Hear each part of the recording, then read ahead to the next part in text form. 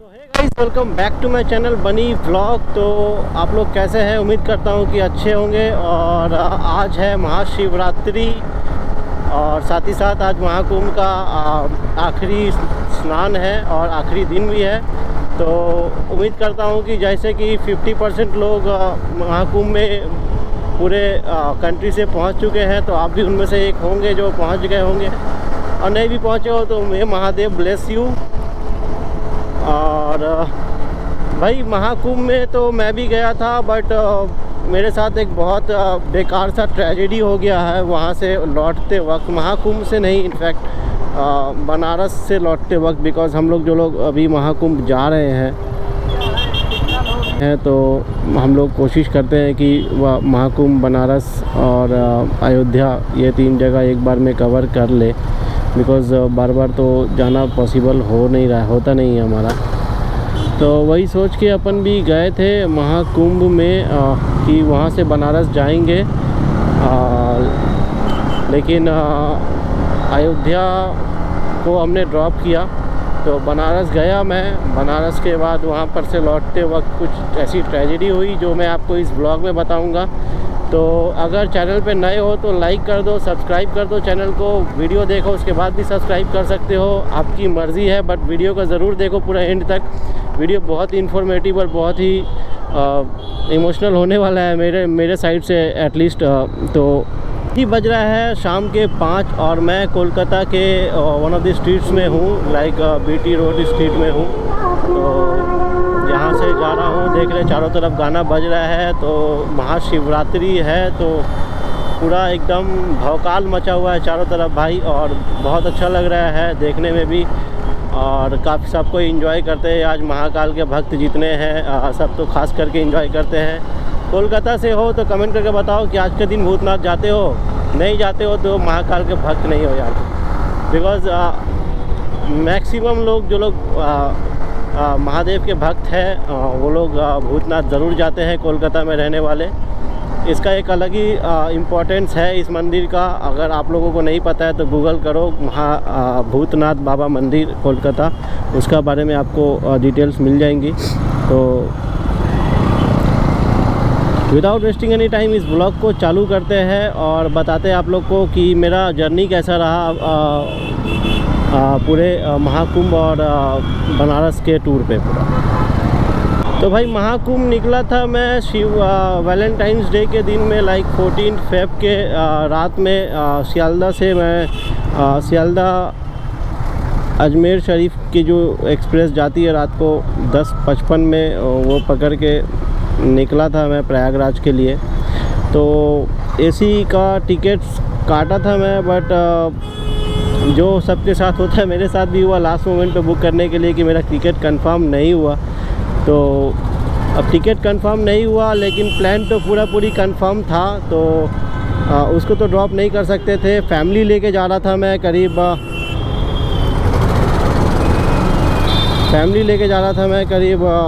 5 लोग थे हम। तो 5 टिकट्स काटे थे एसी में, बट वो कंफर्म नहीं हुआ। तो उसके बाद मैं चला गया सियालदा स्टेशन। वहाँ गया, वहाँ जाकर टीटीओ से बात किया कि भाई इसको कुछ किया जा सकता है कि नहीं। ऑब्वियसली कुछ किया तो नहीं जा सकता है ऑनलाइन टिकट्स पे, because once online tickets gets cancelled वो ऑटोमेटिक रिफ़ंड प्रोसेस में चला जाता है। तो कुछ किया तो नहीं जा सकता था उसके लेकर, लेकिन काउंटर टिकट काटने की कोशिश की मैंने कि काउंटर से अगर मुझे वेटिंग टिकट वगैरह कुछ मिल जाए तो मैं चला जाऊं। लेकिन काउंटर पे भी मुझे साफ मना कर दिया गया कि नहीं भाई टिकट नहीं है, ट्रेन में जगह नहीं है, मैं टिकट कहाँ से दूँ, टिकट अलाउ नहीं कर रहा है अभी। तो थक हार के निराश लौटते वक्त एक भव्य पुरुष टीटी साहब मुझे मिल गए सियालदा स्टेशन में। तो उनसे मैंने अपना प्रॉब्लम बताया। उन्होंने तो पहले मुझे मना कर दिया, कहा कि फैमिली नहीं है, तो फैमिली के साथ जा रहे हो तो इतना रिस्क लेकर मत जाओ, बिकॉज़ रिस्क हो जाएगा अगर सीट कंफर्म नहीं होता है तो। काफ़ी लोग उठ रहे हैं रास्ते से, बिहार झारखंड से, तो ट्रेन एकदम खचाखच, भीड़ एकदम जैम चल रहा है। तो फिर भी टीटी वाले भैया को मैंने अपनी प्रॉब्लम बताई कि भैया बहुत विचार परामर्श यानी कि सोचने विचारने के बाद ये प्लान मेरा बना है अर्जेंट सा, तो मुझे जाना ही है अभी, नहीं तो फिर नहीं जा पाएंगे। तो टीटी वाले भैया भी इस प्रॉब्लम को समझे, तो उन्होंने मुझे एक फ़ाइन टिकट बना कर दिया। इट्स लाइक कि स्लीपर टिकट पे एक फ़ाइन बना कर दिया। तो उस चीज़ को, उस चालान को लेकर मैं बहुत खुश हो गया था। मेरे को करीब 750 रुपीज़ के आसपास या 700 के आसपास पड़ा था पर स्लीपर टिकट, जो कि 250 रुपया इंक्लूडेड था उसमें लेट मतलब कि फ़ाइन का। तो वो मिल गया मेरे को, मैंने 5 ले लिया। और टीटी वाले भैया ने मुझे ये आश्वासन तो नहीं दिया कि भाई आपको कंफर्म सीट मिल जाएगी, लेकिन उन्होंने मुझे ये कह दिया कि आप इसको लेकर एटलीस्ट स्लीपर में उठ सकते हो। वैसे भी तो अभी स्लीपर में सब कोई जनरल के टिकट्स काट के ही उठ जा रहे हैं, लेकिन बेटर है कि अपने सेफ्टी के लिए या फिर गवर्नमेंट का जो खर्च है जो आपके ऊपर होता है रेलवेज़ पे, जो हर टिकट पे गवर्नमेंट लिख देती है कि IRCTC only, Indian railways only recover 57% of the cost. तो इसलिए मैंने एक अच्छे नागरिक के तरह टिकट तो काट लिया। टिकट काट के मैं चला गया स्लीपर में। और स्लीपर में बैठते ही भैया क्या बताऊं मैं आपको, मेरे पास फुटेज नहीं है। और हाँ, मैं आपको एक बोल रहा था ना कि ट्रेजेडी हो गई। ट्रेजेडी ये हो गई कि मेरा जो प्लान था वो कोलकाता से प्रयागराज, प्रयागराज से बनारस, बनारस टू अयोध्या था। बट क्योंकि टाइम कम होने की वजह से हमारे हाथ पे, क्योंकि अर्जेंट निकले थे हम लोग, तो छुट्टी वगैरह भी उतना नहीं अप्रूव था। तो हम लोगों ने अयोध्या का प्लान ड्रॉप कर दिया, थिंकिंग कि भाई हम लोग वैसे ही प्रयागराज में इतना किलोमीटर चल कर थक गए, और आपके घर में अगर कोई एजेड हो तो ऑब्वियसली इतना चलना भी सही नहीं है उनके लिए भी इस एज में।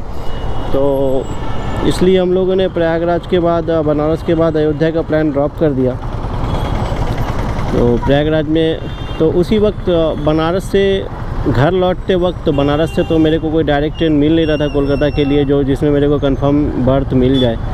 तो लकीली तत्काल टिकट्स मुझे मिल गई बनारस टू पटना के लिए कंफर्म सीट, और फिर पटना से कोलकाता के लिए कंफर्म। तो तत्काल काट के मैं एटलीस्ट ये निश्चिंत था कि भाई मैं अब घर तो कम से कम आराम से जा पाऊँगा। लेकिन कंसीडरिंग द सिचुएशन, अभी जितना भीड़ हो रहा है ट्रेन पे, आराम से जाना एक सपना ही है अभी के लिए उस रूट पे एटलीस्ट। तो पटना जंक्शन पे जब मैं पहुंचा तो मेरा फ़ोन किसी ने पिक पॉकेट कर लिया, क्योंकि मेरे पास मेरे सर पे मैंने ट्रॉली बैग लिया हुआ था, तो मेरा हैंड्स पूरा लॉक था। तो पॉकेट में फ़ोन होने की वजह से, और अब मुझे उतना आइडिया भी नहीं था ट्रेन में सफ़र करने का, तो ऑब्वियसली भीड़ भाड़ में मुझे पता नहीं चला किसी ने मुझे मेरा पॉकेट से फ़ोन को निकाल लिया। तो उस वजह से ही और ये आर्मी वाले भैया थम्स अप दे रहे हैं। तो भाई सल्यूट है आप लोगों को भी, आप लोग बहुत मेहनत करते हो। तो आप लोग बहुत मेहनत करते हो हमारे लिए। तो आते हैं टॉपिक पे।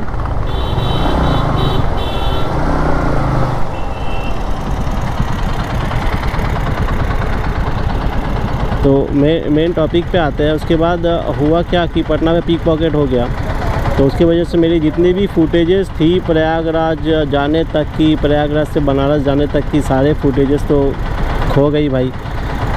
iPhone 13 पे, iCloud पे तो रिकवर कर नहीं पाया, क्योंकि मैं बैकअप नहीं करके रखा हुआ था, तो उतना रिकवर नहीं हुआ कुछ भी। फ़ोटोज़ कुछ रिकवर हो गए, क्योंकि उसको मैंने अपने फ्रेंड को सेंड करके रख दिया था, तो उनसे मुझे मिल गया। तो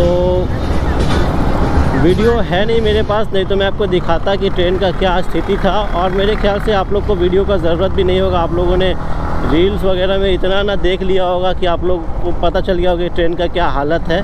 तो हाँ भाई, वैसे ही हालत में मैं भी गया कि अगर आप एक बार सीट पे बैठ जाओ तो सीट को छोड़ नहीं सकते, छोड़ोगे तो आपकी सीट गायब, ऐसा हालत था। Even if you are having a confirm seat, आप टॉयलेट तक नहीं जा सकते हो। इतना भीड़, इतना रश, इतना जैम था। सब कहीं भी सो जा रहे हैं बीच रास्ते पे। इनफैक्ट टॉयलेट पे घुस कर सफ़र कर रहे हैं। तो मैं तो भाई माथा मेरा एकदम चकरा गया एकदम ये देखकर।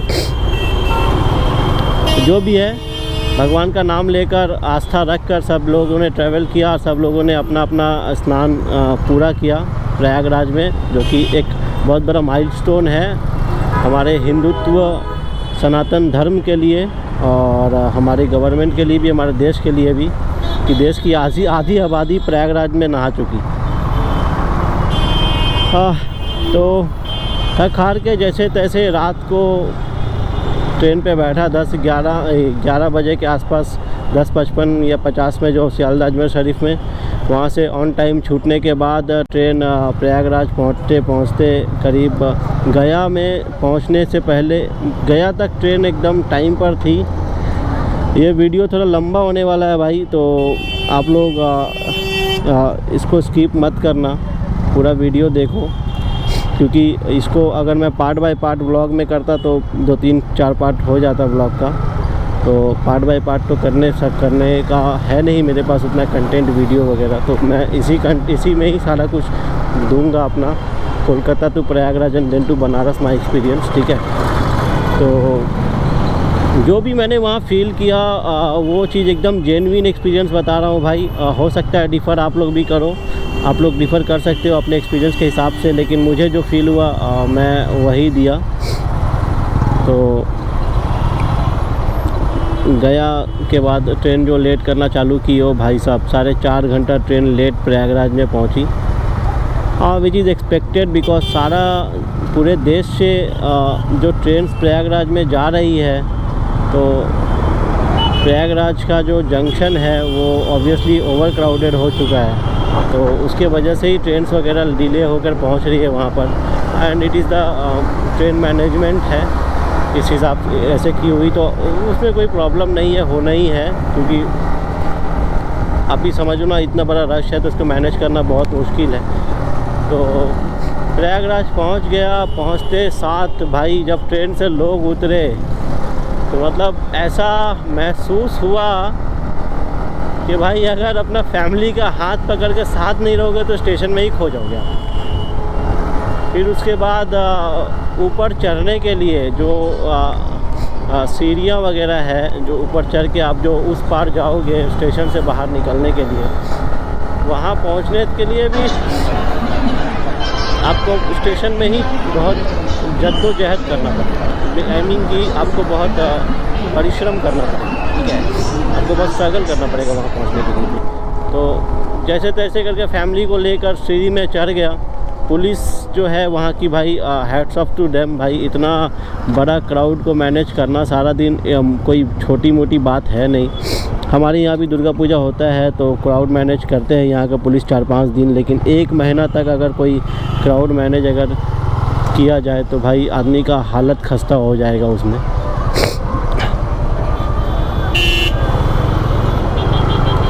तो UP police, hats off man, hats off to you guys, आप लोग बहुत अच्छा काम किए हो।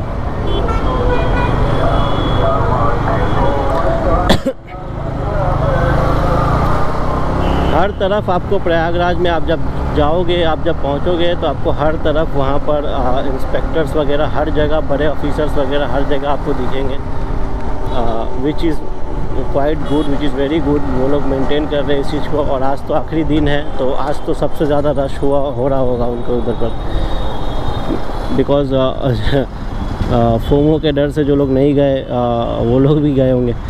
तो उसके बाद हमें एक बस मिल गई वहाँ से, जो 10 रुपये पर पर्सन टिकट लेकर, हम लोग 5 लोग थे, तो 10 रुपये पर पर्सन टिकट लेकर हम लोग को 2-3 किलोमीटर आगे तक छोड़ दिए।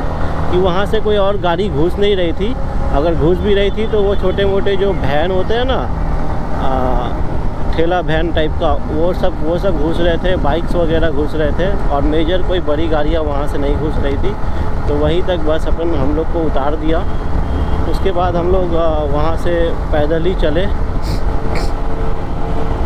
कहते हैं कि 4-5 किलोमीटर है, मैं उतना ध्यान नहीं दिया कि कितना है, बट यकीन करो भाई, आप भीड़ में जब जाओगे ना तो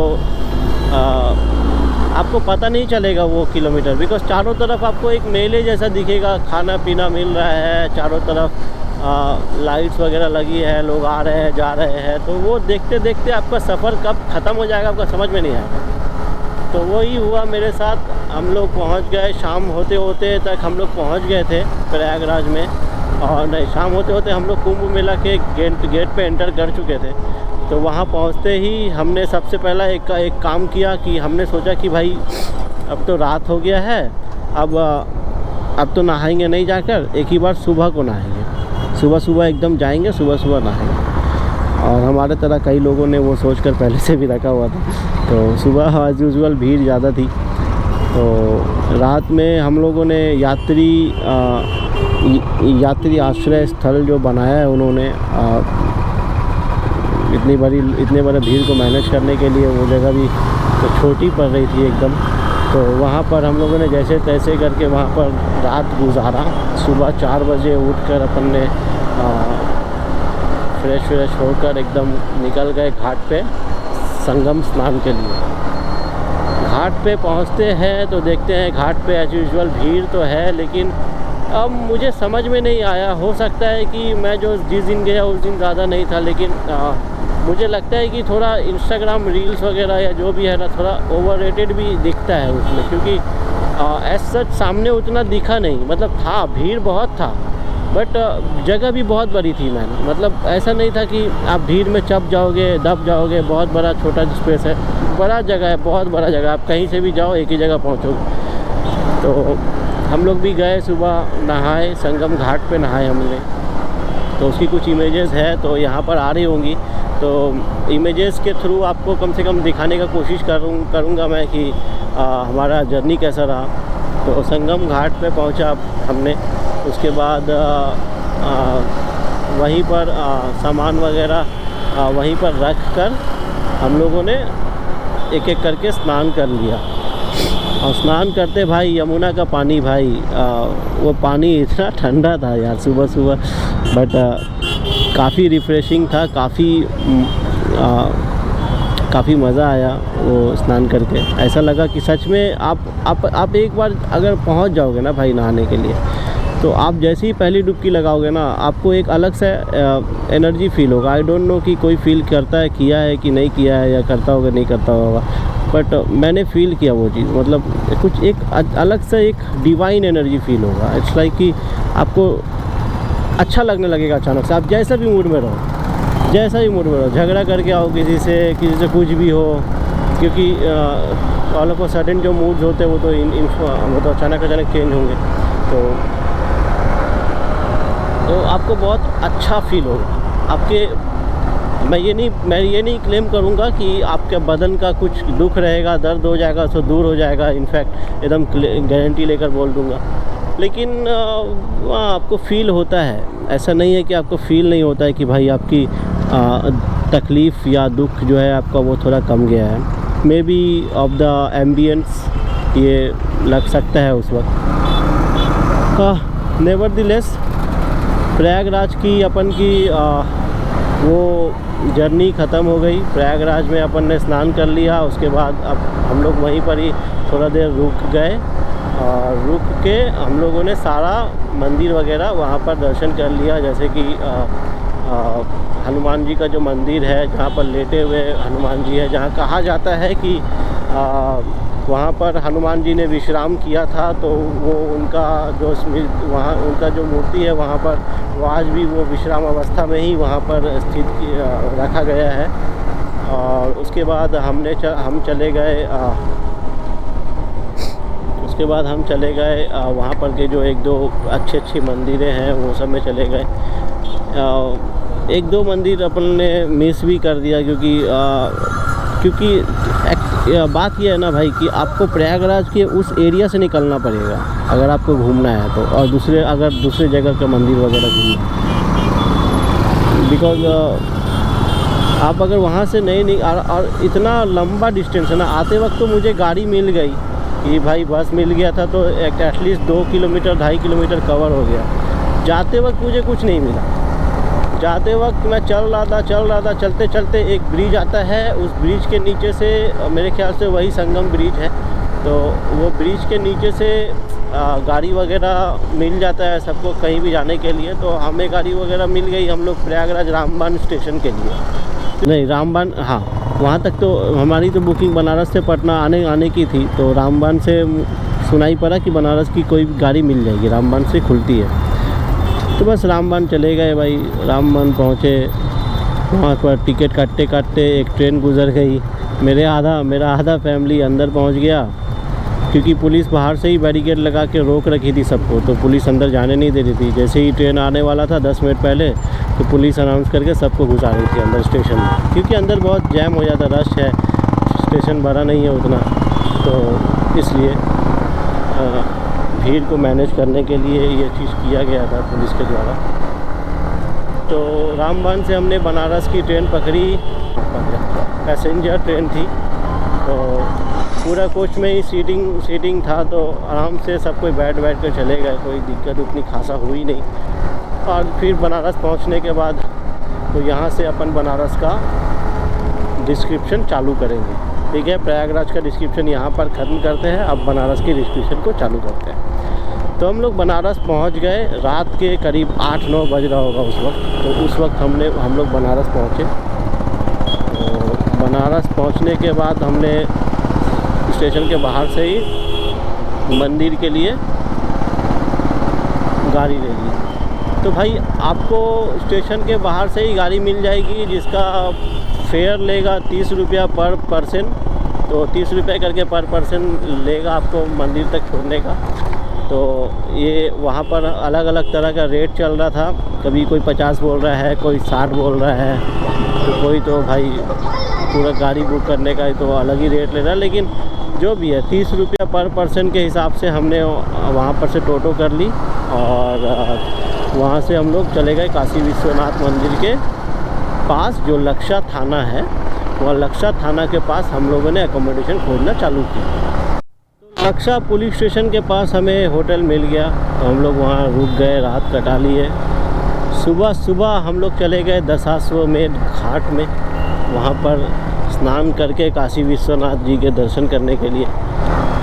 वहाँ पहुँच के देखते हैं तो भाई पहले से ही सुन रखा था कि अभी बहुत रश चल रहा है, तो 6-6 घंटा 8-8 घंटा लाइन चल रहा है काशी विश्वनाथ जी के दर्शन के लिए। तो वो कहते हैं ना कि अंदर से तैयार थे कि भाई 6-7 घंटा खड़ा रहना पड़ेगा। तो खड़े थे, नहाया हमने दशाश्वमेध घाट में। फ़ोटो आपको यहाँ पर दिख रहा होगा घाट का। तो वहाँ पर नहाया अपन ने, फिर उसके बाद वहाँ से उसी घाट से जो लाइन लग रही थी मंदिर के लिए, उसी लाइन में हमने अपन खड़े हो गए। तो घाट से कुछ ज़्यादा दूरी नहीं है मंदिर की, लाइक 1 किलोमीटर है, या मेरे रूम से भी 1 किलोमीटर ही था। लेकिन भाई लाइन इतना, क्योंकि लाइन जो है वो सारे घाट से आ रही है, बहुत सारे जितने भी घाट है सब जगह से मंदिर की लाइन आ रही है, और अलग अलग गेट पे है, 4 या 5 गेट है पता नहीं।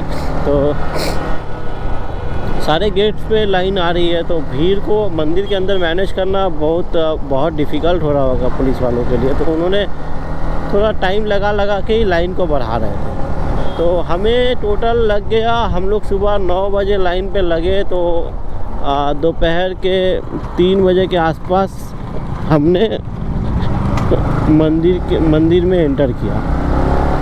मंदिर में एंटर करने के बाद तो एज़ यूजुअल आपको लाइन में लगने का एक जो रिग्रेट है वो चला जाएगा। आपको रिग्रेट नहीं होगा फिर कि हाँ ठीक है चलो कोई बात नहीं। लाइन में लगे तो भाई 12 ज्योतिर्लिंगों में से एक लिंग है वो, 12 ज्योतिर्लिंगों में से एक लिंग है काशी विश्वनाथ। तो उनके दर्शन करने के लिए अगर आपको लाइन लगना पड़ा 6 घंटा 7 घंटा, तो भाई महादेव आपका इम्तिहान ले रहे हैं, तो आप इम्तिहान दो। तो लाइन में लगा, 8 घंटे 6 घंटे बाद लाइन आया। और एक चीज़ जो मंदिर के अंदर सबसे अच्छी चीज़ लगी कि भाई देखो, दर्शन करने के लिए आपको थोड़ा बहुत तो टाइम वो लोग ज़्यादा देंगे नहीं, क्योंकि आप दर्शन, क्योंकि मंदिर के सामने आप खड़े हो एकदम भगवान के सामने, मूर्ति के सामने, तो आपको ज़्यादा टाइम देंगे नहीं, क्योंकि सब जगह से ही भीड़ आ रही है। लेकिन मंदिर के अंदर आपको भगाते नहीं है वो लोग। अब मंदिर का कैंपस इतना बड़ा है कि आप आराम से उधर बैठो, थोड़ा देर बैठ के आराम करते हुए निकलो, कोई आपको उतना कुछ बोलेगा नहीं। लेकिन हाँ, वहाँ बैठ के अगर आप विश्राम करते करते सो गए तो ऑब्वियसली आपको बोलेंगे, क्योंकि वहाँ पर तो भीड़ कंटिन्यू आ रही है। अब थोड़ा देर बैठो, 10 मिनट 15 मिनट करके बैठो, कोई कुछ बोलने नहीं जाएगा आपको। उनको भी पता है कि आप 6 घंटा 7 घंटा लाइन में देकर आप वहाँ मंदिर तक आए हो, तो वो लोग भी कुछ बोलते नहीं है उतना।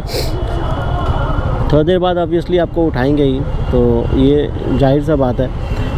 तो वहाँ से अपन निकले दर्शन करके, तो फिर और हिम्मत नहीं हुआ हमारा कि भाई और बनारस में और कहीं घूमें, क्योंकि 7 घंटा 6 घंटा खड़ा रहना धूप में एक छोटी बात नहीं है भाई। लोग चलते चलते भी थकते हैं, खड़े खड़े भी थक जाते हैं। तो हमने सोचा कि नहीं भाई और नहीं घूमेंगे, अभी होगा तो आसपास का थोड़ा बहुत मार्केट घूमते हुए हम लोग अपने रूम पे चले जाएंगे, आज रुकेंगे। फिर हम लोग इतना थक चुके थे कि हम लोगों ने फिर डिसाइड किया कि नहीं भाई, अयोध्या का प्लान ड्रॉप करते हैं, बिकॉज़ एक तो छुट्टी भी नहीं है, और साथ ही साथ सबका पैर का हालत भी ठीक नहीं था, क्योंकि इतना दूर इतना चलने के बाद प्रयागराज में, फिर उसके बाद इतना देर खड़ा रहने के बाद ऑब्वियस सा बात है कि हम यंग लोगों का तो फिर भी थोड़ा बहुत चल जाता है, लेकिन जो लोग एजेड है आपके साथ, वो लोग का तो पॉसिबल है नहीं। तो सबको, जब सबके साथ आए हैं तो सबको लेकर ही चलना पड़ेगा। जब सबके साथ आए हैं तो सबको लेकर ही चलना पड़ेगा। तो हम लोगों ने अयोध्या का प्लान ड्रॉप कर दिया। तो अभी यहाँ तक अगर वीडियो देख लिए हो तो कमेंट में लिखो जय सिया राम, और आप लोग बताओ अगर आप लोग अयोध्या से हो तो।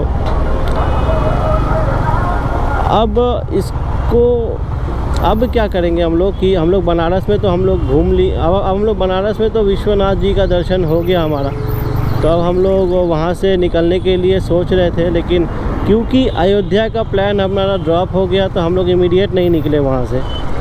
हम लोग बनारस में उस रात को रुक गए ताकि बनारस को एक्सप्लोर करें। यार बनारस गए तो सिर्फ विश्वनाथ जी के दर्शन करने थोड़ी गए हैं, बनारस में बहुत कुछ है घूमने के लिए।